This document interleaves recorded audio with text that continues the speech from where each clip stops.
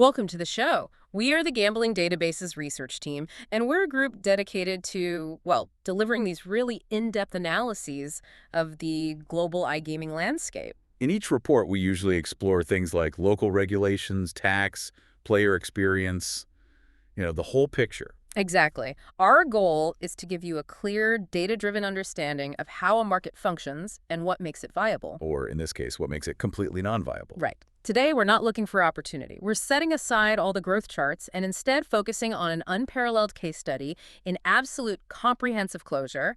We are looking at the data for Afghanistan. This is really an exercise in understanding impossibility. It is. So, for you, our listener, who wants the immediate takeaway, let's just get right to it. The executive summary is stark. Our country rating for Afghanistan is 0.0 out of 10. Zero. Zero. It's designated absolutely prohibitive for operators and completely illegal with severe penalties for players. We're not just looking at a restrictive market. We are examining the world's most thoroughly blocked and most dangerous jurisdiction for this industry. That point zero is deafening, really. So our mission in this analysis is to meticulously understand why. Why is it so fundamentally impossible? We'll be looking at the legal, economic, and cultural data from the report that create this rigid barrier. And it all has to start with the law. Let's start right there. The foundational reality, the immovable object here, is total prohibition. And it's not based on, some recent regulatory trend. This is rooted deeply in a very strict interpretation of Islamic Sharia law. And it's been ruthlessly enforced since August 2021. Ruthlessly. Every single form of wagering, it doesn't matter what it is, Yeah. Online casinos, sports betting, lotteries, is classified without exception as haram, forbidden. So when we talk about enforcement, this isn't your typical gaming board or finance ministry, is it? Who is actually on the ground making sure this ban holds? And that is the absolute critical distinction here. The main enforcement body is the Ministry for the Promotion of Virtue and the Prevention of Vice. The morality police. Exactly. They operate dedicated morality police units, Yeah. and these units have incredibly broad authority and surveillance powers. This completely changes the nature of the risk. So we're not talking about administrative fines for some paperwork issue. Not at all. We are dealing with severe criminal consequences. And how severe are we talking? What does the source material actually specify? The penalties are highly punitive. We're talking substantial monetary fines, which are completely disproportionate to the average income there. Right. Then there's property confiscation. Mm-hmm. Any assets associated with the activity can be seized.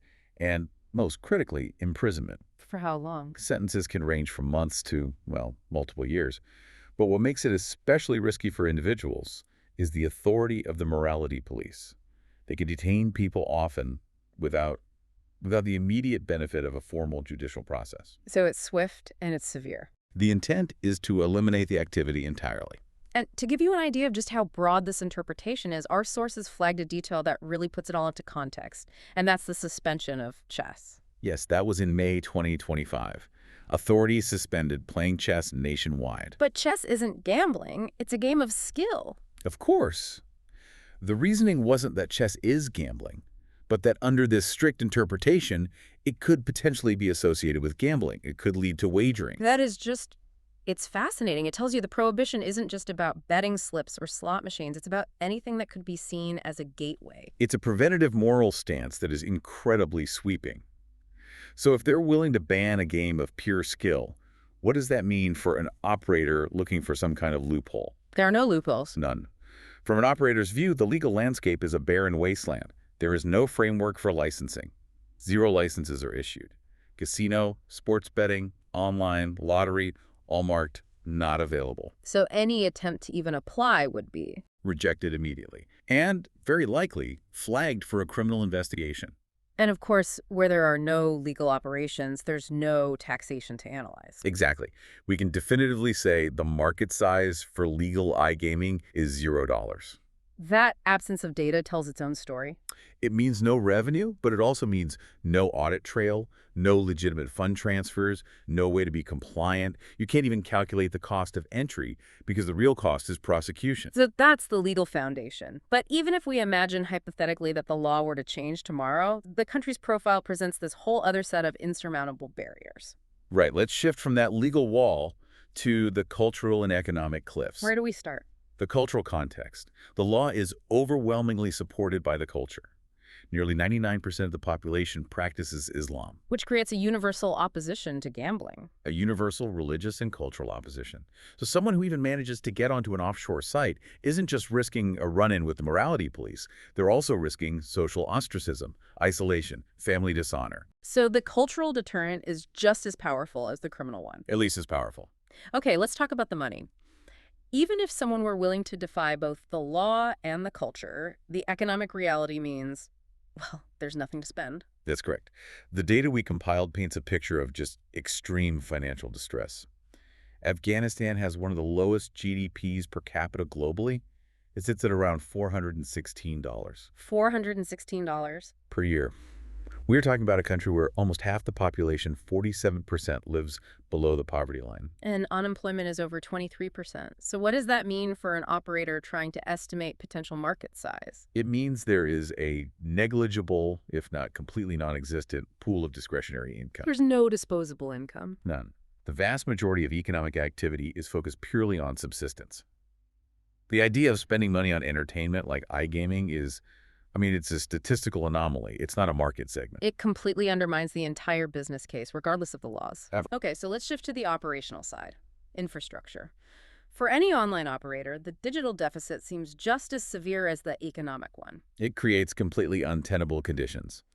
First, internet penetration is incredibly low, only about 30.5%. Which is around 13 million users. Right. But more importantly, the quality of that connection is catastrophic for any modern digital service. We're talking about an average fixed broadband speed of just 3.58 millions. 3.58. Just to put that in context, that's often too slow to reliably run a high-def live dealer table or manage in-play betting without huge latency. You can't build a modern experience on that. You can't. And what's more, that low connectivity is extremely vulnerable to political control. You're talking about the shutdown. Exactly. We highlighted that incident in September 2025.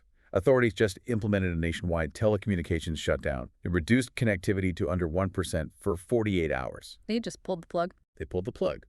It shows their willingness and their capacity to do it anytime they perceive a threat, a risk that would immediately halt any offshore operator's attempt to reach the population. Which brings us to the final, fatal barrier, payments.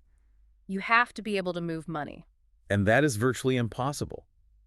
The financial inclusion rate is one of the lowest in the world. Banking penetration is only 15% of the adult population. And even for those 15%, the banking sector itself is, isolated, profoundly isolated. Billions of dollars in foreign reserves are frozen internationally, and the whole sector is effectively disconnected from global financial arteries like SWIFT. But SWIFT disconnection is the death knell right there. No cross-border settlements, no repatriating funds, no audit trails. Precisely. Cash dominates more than 85% of all transactions, which makes AML and KYC compliance fundamentally impossible for a digital operation. And I'm guessing things like PayPal or Skrill are out of the question. Unavailable or blocked. You can't integrate any local payment methods that would comply with international standards because the banks are explicitly forbidden from touching anything related to gambling. The payment process isn't just challenging, it's non-existent. When you stack all of this up, the ironclad legal ban, the cultural opposition, the economic collapse, the controlled infrastructure, it forces a different kind of risk assessment, doesn't it? It does. It moves beyond standard business risk. We had to term it certainty of failure. Certainty of failure. In a normal analysis, you look at ROI timelines and opportunity. Here, the sources conclude there is zero market opportunity, and the time to positive ROI is officially designated as never. And the risk level? 100% certainty of asset confiscation and criminal prosecution for any attempt to establish operations. It's a zero-sum risk profile, unlike any other market we track. Let's really focus on the danger for a moment, for both players and operators. For players, It's the same severe criminal sanctions: prison, fines, asset seizure. And because it's banned outright, there are no responsible gambling measures, no protections, any activities in the shadows, offering zero recourse for the player. and for offshore operators, their executives, their directors, what's the specific risk for them? The risk level is classified as extreme and critical. And our legal risk assessment included a crucial piece of historical context. From the previous Taliban regime. Yes, between 1996 and 2001, It confirms that punishments for gambling violations sometimes resulted in fatalities. Fatalities. Now, while we're analyzing the current enforcement, that historical precedent is key. It contextualizes the absolute, uncompromising nature of their Sharia interpretation. It makes the legal risks potentially life-threatening for anyone involved. So if an operator thinks they can use local agents or payment processors to create some distance, They'd be exposing those individuals to that same extreme level of personal danger. Any attempt to use local affiliates carries the risk of prosecution, seizure, and potential physical harm. The sources are definitive. You cannot ring-fence your people from this. so after assembling this, just this overwhelming array of barriers, what is the final uncompromising verdict? The sources conclude that Afghanistan represents the absolute worst possible market for iGaming globally. The barriers are absolute and impenetrable. So any business even considering it, Would be demonstrating catastrophically poor business judgment. Entry is not just impossible, it is explicitly and extremely dangerous for everyone involved. a stark, comprehensive, and I think necessary assessment. Afghanistan is an unparalleled example of complete prohibition, enforced by religious law, political instability, and just massive economic and infrastructure collapse, the ultimate zero-sum market. And, this leads to a broader, more thought-provoking question for you, the listener, who follows these global trends. Given that specific ruling that banned chess because it might be associated with wagering, where do you draw the line? Between skill and chance. Between a legal, skill-based game and a prohibited activity under such a strict legal religious interpretation. It forces us to redefine what gaming even means in a context where even a potential association can trigger the morality police. It really highlights the challenge of digital governance across borders. That is a fundamental challenge for the entire industry. It really is. We are the Gambling Databases research team. For the full text of this and other country reports, which explore regulations, taxation, and player conditions all over the world, you can visit our website at gamblingdatabases.com.